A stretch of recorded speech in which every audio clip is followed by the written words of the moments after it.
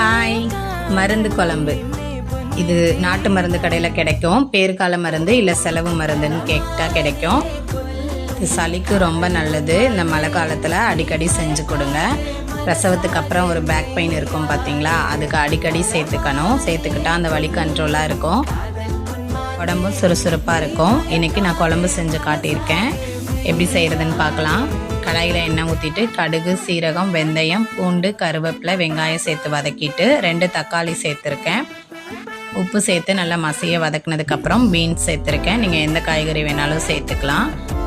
நல்லா வதக்கி விட்டுட்டு நீங்கள் எப்போவும் சேர்க்குறத விட பாதி அளவாக குழம்பு மசாலா சேர்த்துக்கணும். புளிக்கரைசல் சேர்த்து நல்லா வேக விட்டதுக்கப்புறமா 2லேருந்து 3 ஸ்பூன் அளவுக்கு மருந்து பொடி சேர்த்துட்டு கொத்தமல்லி தழை சேர்த்து ஆஃப் பண்ணிவிடுங்க.